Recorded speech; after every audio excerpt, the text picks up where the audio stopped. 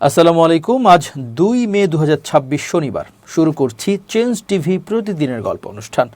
দর্শক, আপনাদের সঙ্গে রয়েছে আমি ইমতিয়াজ আহমেদ। শুরুতেই সংবাদ শিরোনাম। খোদ মার্কিন মুলুকে ইরানের জয় জয়কার।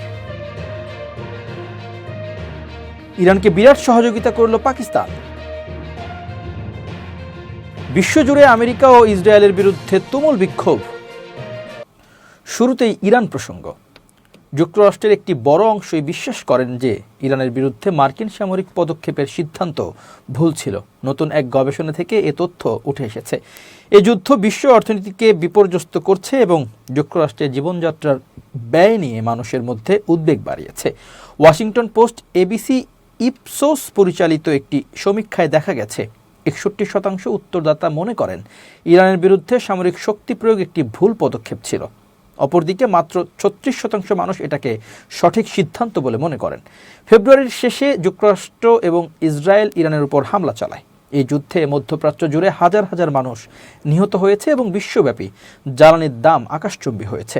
গ্যাসের উচ্চ মূল্যের কারণে তারা তাদের আচরণে কোনো পরিবর্তন এনেছেন কিনা এমন প্রশ্নের জবাবে 44% উত্তরদাতা বলেছেন তারা গাড়ি চালানো কমিয়ে দিয়েছেন এবং 42% বলেছেন তারা পারিবারিক খরচের ক্ষেত্রেও একই পদক্ষেপ নিয়েছে। বছরে $50,000 কম আয় করেন এমন উত্তরদাতাদের ক্ষেত্রে এই হার বেড়ে যথাক্রমে 56% এবং 59% দাঁড়িয়েছে। এই উদ্বেগগুলো এমন এক সময় দেখা দিয়েছে যখন প্রেসিডেন্ট ডোনাল্ড ট্রাম্পের জনপ্রিয়তার হার নতুন করে সর্বনিম্ন পর্যায়ে নেমে এসেছে এবং ভোটাররা অর্থনৈতিক সমস্যা ও জীবনযাত্রার ব্যয় নিয়ে হতাশা প্রকাশ করেছেন। এই যুদ্ধকে অপ্রয়োজনীয় বৈদেশিক যুদ্ধ থেকে দেশকে দূরে রাখার ট্রাম্পের প্রতিশ্রুতির বিপরীত হিসেবেও চিত্রিত করা হয়েছে এবং 46% উত্তরদাতা বলেছেন ইরানের ওপর হামলার সিদ্ধান্ত ট্রাম্পের প্রেসিডেন্ট হিসেবে নির্বাচনী প্রচারণার সময় নেওয়া অবস্থানের সঙ্গে অসামঞ্জস্যপূর্ণ ছিল।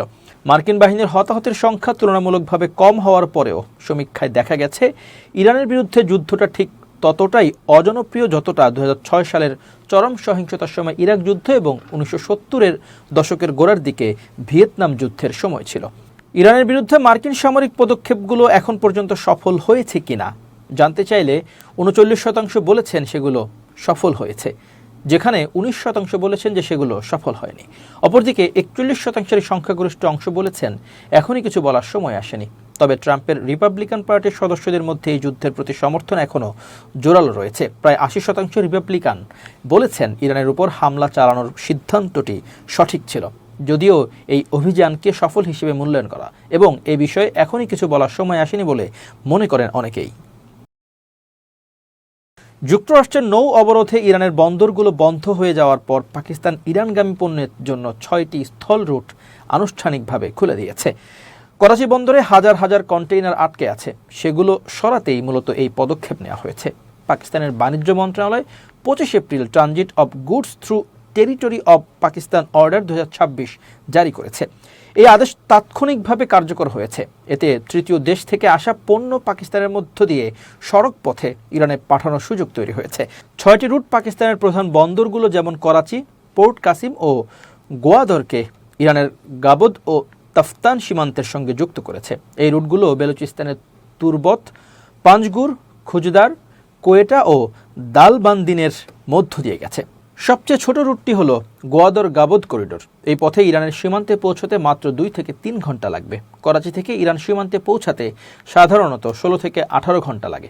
কর্মকর্তাদের মতে গোয়াদর গাবদ রুটে পরিবহন খরচ করাচি থেকে তুলনায় 45 থেকে 55% কমে আসবে। এই ঘোষণা এমন সময় এলো যখন ইরানের পররাষ্ট্রমন্ত্রী আব্বাস আরাকচি ইসলামাবাদে প্রধানমন্ত্রী শাহবাজ শরীফ ও সেনাপ্রধান আসিম মুনিরের সঙ্গে বৈঠক করেছেন। ওয়াশিংটন ও তেহরানের মধ্যে 2 মাসের যুদ্ধ শেষ করতে পাকিস্তান মধ্যস্থতার চেষ্টা করছে।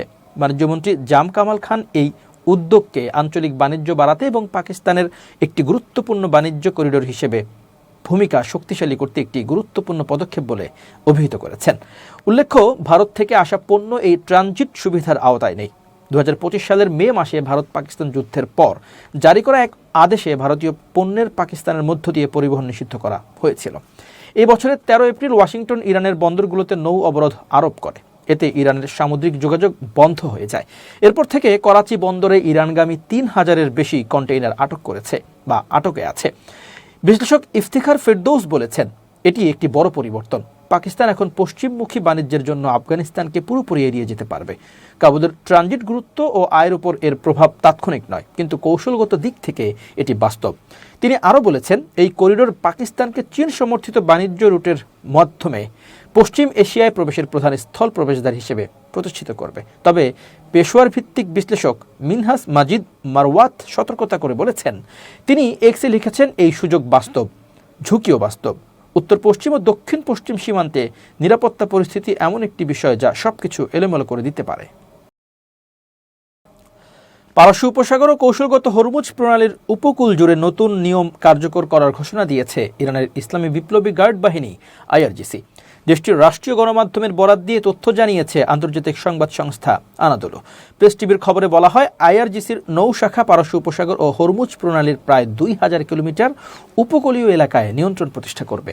এ পদক্ষেপ দেশটির সর্বোচ্চ নেতা মুজতবা খামেনির নির্দেশে নেওয়া হয়েছে বলে দাবি করা হয়েছে। IRGC বলেছে, এই জলসীমাকে ইরানের জনগণের জীবিকার উৎস এবং শক্তির প্রতীক হিসেবে গড়ে তোলা হবে। একই সঙ্গে এটি পুরো অঞ্চলের নিরাপত্তা ও সমৃদ্ধির কেন্দ্র হয়ে উঠবে বলেও জানানো হয়। তবে ঘোষিত নতুন নিয়ম কী ধরনের হবে সে বিষয়ে এখনও বিস্তারিত কিছু প্রকাশ করা হয়নি। এর আগে হরমুজ প্রণালীকে কেন্দ্র করে উত্তেজনা বাড়তে থাকে। গত 28 ফেব্রুয়ারি যুক্তরাষ্ট্র ও ইসরায়েলের হামলার পর ওই গুরুত্বপূর্ণ জলপথে বিধিনিষেধ আরোপ করে তেহরান। এতে আন্তর্জাতিক জ্বালানি সরবরাহেও চাপ তৈরি হয়। পরবর্তীতে পাকিস্তানের মধ্যস্থতায় 8 এপ্রিল যুদ্ধবিরতি ঘোষণা করা হয়। এরপর 11 ও 12 এপ্রিল ইসলামাবাদে দুই পক্ষের মধ্যে আলোচনা হলেও কোনো চূড়ান্ত সমঝোতায় পৌঁছানো সম্ভব হয়নি। মধ্যপ্রাচ্যে ইরানের সঙ্গে উত্তেজনা বাড়তে থাকার মধ্যে ইসরায়েলকে মোট $500 কোটি অস্ত্র বিক্রির অনুমোদন দিয়েছে যুক্তরাষ্ট্র। এই অনুমোদনে আছে যুক্তরাষ্ট্রের আরও একটি আরব মিত্র কাতারের নাম। শুক্রবার মার্কিন পররাষ্ট্র দপ্তর কংগ্রেসকে এই সিদ্ধান্তের কথা জানিয়েছে। মার্কিন বৈদেশিক নীতি ও জাতীয় নিরাপত্তার লক্ষ্য পূরণে এই বিক্রয়কে গুরুত্বপূর্ণ বলে উল্লেখ করা হয়েছে। কাতার পাবে $400 কোটি পেট্রিয়ট ক্ষেপণাস্ত্র প্রতিরক্ষা ব্যবস্থা।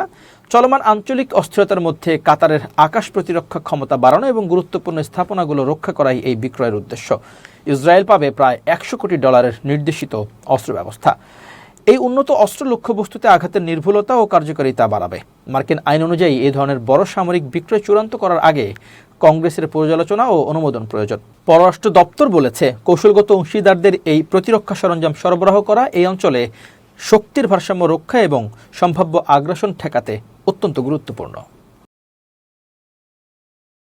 এবার দেশের খবর। জাতীয় সংসদের বিরোধী দলীয় নেতা ও বাংলাদেশ জামাত ইসলামের আমির ডক্টর শফিকুর রহমান 7 দিনের সফরে জাপানে গেছেন। শনিবার ভোর রাতে তিনি জাপানের উদ্দেশ্যে ঢাকা ত্যাগ করেন। জামাত ইসলামের পক্ষ থেকে জানানো হয়েছে, শনিবার রাত 3টায় হজরত শাহজালাল আন্তর্জাতিক বিমানবন্দর থেকে একটি ফ্লাইটে তিনি রওনা হন। সফরসঙ্গী হিসেবে তার সঙ্গে আছেন জামাত ইসলামের কেন্দ্রীয় নির্বাহী পরিষদ সদস্য সাইফুল আলম খান মিলন এমপি এবং আমিরের পররাষ্ট্র বিষয়ক উপদেষ্টা ব্যারিস্টার মীর আহমদ বিন কাসেম আরমান এমপি। দলীয় সূত্র জানায়, 7 দিনের এই সফরে ডাক্তার শফিকুর রহমান জাপানের বিভিন্ন গুরুত্বপূর্ণ ব্যক্তির সঙ্গে সৌজন্য সাক্ষাৎ ও মতবিনিময় করবেন। আগামী 9 মে তার ঢাকায় ফেরার কথা রয়েছে। জিয়া পরিষদকে রাজনৈতিক সংগঠন হিসেবে নয়, গবেষণা প্রতিষ্ঠান হিসেবে গড়ে তোলার আহ্বান জানিয়েছেন স্থানীয় সরকার, পল্লী উন্নয়ন ও সমবায় মন্ত্রী এবং বিএনপি মহাসচিব মির্জা ফখরুল ইসলাম আলমগীর। একই সঙ্গে সরকারের ভেতরে ব্যাপক অনিয়ম ও দুর্নীতির চিত্র তুলে ধরে তিনি জাতীয় ঐক্যের ডাক দিয়েছেন। শনিবার 2 মে দুপুরে রাজধানীর শেরেবাংলা কৃষি বিশ্ববিদ্যালয়ে এক আলোচনা সভায় এসব কথা বলেন তিনি। জিয়া পরিষদ প্রসঙ্গে মির্জা ফখরুল বলেন, বিএনপির অনেক সহযোগী অঙ্গ সংগঠন রয়েছে, আরেকটি সহযোগী সংগঠনের দরকার নেই। আমাদের দরকার জিয়াউর রহমানের উপর গবেষণা প্রতিষ্ঠান। জিয়া পরিষদের নামে দোকান খোলা হোক, চাই না। এ ব্যাপারে সচেতন থাকতে হবে। আমার চাপে জিয়া পরিষদ কয়েকটি বই করেছে, তারা গবেষণামূলক কাজ করুক, সেটি প্রত্যাশা। সরকার পরিচালনার অভিজ্ঞতা তুলে ধরে তিনি বলেন, সরকারে আসার পর যেদিকে তাকাই শুধু অনিয়ম, দুর্নীতি আর স্বজনপ্রীতি দেখতে পাই। সামনে এগিয়ে যাওয়ার ক্ষেত্রে এসব বাধা হয়ে দাঁড়িয়েছে। তদবির সংস্কৃতির সমালোচনা করে তিনি আরও বলেন, বাংলাদেশে নিয়ম হয়েছিল তদবির ছাড়া কাজ হয় না। এটি 15 বছর হয়েছে। অনেকে ভাইস চ্যান্সেলর হতে তদবির করেছেন, এটা দুঃখজনক। এটি সিস্টেমের দোষ। মূলত মেধা ও বুদ্ধিমত্তা ছাড়া সামনে এগোনো যায় না। জুলাই সনদ ও সংবিধান সংস্কার প্রশ্নে বিএনপির অবস্থান স্পষ্ট করে মির্জা ফখরুল বলেন, জুলাই সনদ ও সংবিধান নিয়ে বাহাস হচ্ছে, তা ভালো, কিন্তু রাজনৈতিক স্বার্থে এগুলো ব্যবহার করা উচিত নয়। তিনি জানান, জুলাই সনদের প্রতিটি জায়গায় আমরা ছিলাম। আমরা নোট অফ ডিসেন্ট দিয়েছি কিছু জায়গায়, আমরা স্বাক্ষরও করেছি। এখন অবলীলায় বলছে সবটাই করতে হবে। উচ্চকক্ষে পিআরে আমরা একমত হইনি, সংবিধান সংস্কার পরিষদের বিষয়েও আমরা একমত হইনি, সবকিছু সংসদে করতে হবে। সংস্কার ইস্যুতে বিএনপির বিরুদ্ধে সমালোচনার জবাবে তিনি বলেন, সামাজিক যোগাযোগ মাধ্যমে বলে বিএনপি সংস্কার মানে না, অথচ বিএনপি সংস্কারের জনক। জিয়াউর রহমান প্রথম সংস্কার এনেছিলেন, তারা মানুষকে ভুল বোঝানোর চেষ্টা করছে। জামাত এটা নিয়ে আন্দোলনও করছে, উদ্দেশ্য বাংলাদেশকে আবারও অস্থিতিশীল করা। আইনমন্ত্রী সংবিধান সংশোধনে কমিটির নাম চেয়েছেন, আশা করি দ্রুত তারা নাম দেবে। অর্থনীতি পুনরুদ্ধারকে এই মুহূর্তে সবচেয়ে বড় লক্ষ্য হিসেবে চিহ্নিত করে মির্জা ফখরুল বলেন, এখন লক্ষ্য হওয়া উচিত অর্থনীতিকে ঠিক করা। এই অবস্থার উত্তরণে প্রয়োজন জাতীয় ঐক্য। ফ্যাসিস্ট আমলে ৮০ লাখ কোটি টাকা দেনা রেখে গেছে, ফ্যাসিস্টের অর্থনৈতিক কাঠামো ভেঙে ফেলে পুনর্গঠন করাই লক্ষ্য হওয়া উচিত। ছাত্র রাজনীতি বিষয়ে তিনি বলেন, ছাত্র রাজনীতিতে মেধাবীদের যুক্ত করতে হবে, সঠিক খাতে প্রবাহিত করতে হবে, না হলে এটি অতীতে অনেক ক্ষতি করেছে, আগামীতেও করবে। এবার খুব জরুরি 1 মিনিট জানাচ্ছেন ইউনেস্কো ক্লাব পুরস্কার বিজয়ী সাংবাদিক আমিরুল মোমিনিন মানিক। খুব জরুরি 1 মিনিটে প্রত্যেককে আমন্ত্রণ। 100 অর্থাৎ 100 এই নাম্বারটি যদি মনে রাখেন তাহলে আপনার সুবিধা হবে। অনেক সময় আমরা মোবাইল সেবা গ্রহণ করতে গিয়ে বিপত্তির মধ্যে পড়ি। প্রত্যেকেই আমরা মোবাইল ব্যবহার করি। ধরুন আমি গ্রামীণ ফোন, বাংলা লিংক এসব ব্যবহার করছি। এই অপারেটরগুলো ব্যবহার করার ক্ষেত্রে যদি কোনো বিপত্তিতে পড়ি তাহলে সংশ্লিষ্ট অপারেটরের কল সেন্টারে আমরা যোগাযোগ করি। অনেক সময় কল সেন্টারে যোগাযোগ করেও আমরা প্রতিকার পাই না। তখন কি করবেন?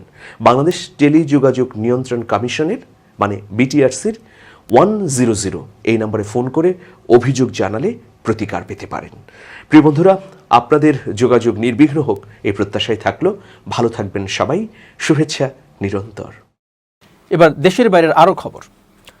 বিশ্বজুড়ে পালিত মে দিবসের সমাবেশগুলো এবার শুধু শ্রমিক অধিকার আন্দোলনে সীমাবদ্ধ থাকেনি, অনেক জায়গায় তা রাজনৈতিক বিক্ষোভে রূপ নিয়েছে। ইউরোপ ও এশিয়ার বিভিন্ন দেশে আয়োজিত কর্মসূচিতে মজুরি বৃদ্ধি, মূল্যস্ফীতি নিয়ন্ত্রণ ও সামাজিক সুরক্ষার দাবির পাশাপাশি যুদ্ধবিরোধী স্লোগান, ফিলিস্তিনের প্রতি সংহতি এবং যুক্তরাষ্ট্র ও ইসরায়েল বিরোধী বক্তব্য উঠে এসেছে। শুক্রবার Paris, Madrid, Istanbul, Munich, London, Manila ও সিউল সহ বিভিন্ন শহরে হাজারো হাজারো মানুষ রাস্তায় নামেন। বিক্ষোভকারীদের অনেকে জীবনযাত্রার ব্যয় বৃদ্ধি ও অর্থনৈতিক সংকটের জন্য মধ্যপ্রাচ্যের যুদ্ধ, যুক্তরাষ্ট্রের পররাষ্ট্রনীতি এবং পুঁজিবাদী ব্যবস্থাকে দায়ী করেন। ফ্রান্সের রাজধানী প্যারিসে শ্রমিক নেতারা মজুরি বৃদ্ধি ও সামাজিক সুরক্ষার দাবি তুললেও বিক্ষোভে ফিলিস্তিনি পতাকা ও যুদ্ধবিরোধী স্লোগান ছিল চোখে পড়ার মতো। এক পর্যায়ে বিক্ষোভকারীদের সঙ্গে পুলিশের সংঘর্ষ হলে টিয়ার গ্যাস ও গ্রেনেড ছোড়া হয়। স্পেনের মাদ্রিদে হাজার হাজার মানুষ পুঁজিবাদের যুদ্ধের খেসারত দিতে হবে লেখা ব্যানার নিয়ে মিছিল করেন। সেখানে মার্কিন প্রেসিডেন্ট ডোনাল্ড ট্রাম্প ও ইসরায়েলের প্রধানমন্ত্রী বেনিয়ামিন নেতানিয়াহুর কড়া সমালোচনা করা হয়। জার্মানির মিউনিখে উগ্র বামপন্থী বিক্ষোভকারীদের ছত্রভঙ্গ করতে পুলিশ লাঠিচার্জ করে। তুরস্কের ইস্তাম্বুলে ঐতিহাসিক তাকসিম স্কোয়ারে যাওয়ার চেষ্টা করলে বামপন্থী দলগুলোর কর্মীদের সঙ্গে পুলিশের সংঘর্ষ হয়। ফিলিপাইনের রাজধানী ম্যানিলায় মার্কিন দূতাবাসের সামনে বিক্ষোভকারীরা জ্বালানি ও নিত্যপণ্যের দাম কমানোর পাশাপাশি মধ্যপ্রাচ্যে যুদ্ধ বন্ধের দাবি জানান। সেখানে ট্রাম্প, নেতানিয়াহু এবং ফিলিপাইনের প্রেসিডেন্ট ফার্দিনান্দ মার্কোস জুনিয়রকে 3 মাথাওয়ালা দানব হিসেবে দেখিয়ে কুশপুত্তলিকা প্রদর্শন করা হয়। দক্ষিণ কোরিয়ার সিউলে হাজার হাজার শ্রমিকের সমাবেশে কোরিয়া কনফেডারেশন অব ট্রেড ইউনিয়নসের চেয়ারম্যান ইয়াং কিয়ং সু বলেন, ইরান ও ফিলিস্তিনের জনগণের সঙ্গে সংহতি জানাতে হবে। বিশ্লেষকদের মতে 2026 সালের মে দিবস দেখিয়ে দিল শ্রমিক অধিকার আন্দোলনের রাজপথ এখন আন্তর্জাতিক ভূরাজনীতি ও আদর্শিক সংঘাতের বড় মঞ্চে পরিণত হয়েছে। শেষ করছি চেঞ্জ টিভির প্রতিদিনের গল্প অনুষ্ঠান। changetv.press বাংলাদেশের ইউটিউব জার্নালিজমের অগ্রদূত। ভিজিট করুন এর ওয়েবসাইট www.changetv.press, ইউটিউব youtube.com/changetvpress এবং সাবস্ক্রাইব করুন চ্যানেলটি। নিয়মিত লাইক, কমেন্ট ও শেয়ার করে আপডেট রাখুন নিজেকে। ভালো থাকুন, নিরাপদে থাকুন, শুভেচ্ছা নিরন্তর। changetv.press, এক ফোঁটা হলুদও নেই।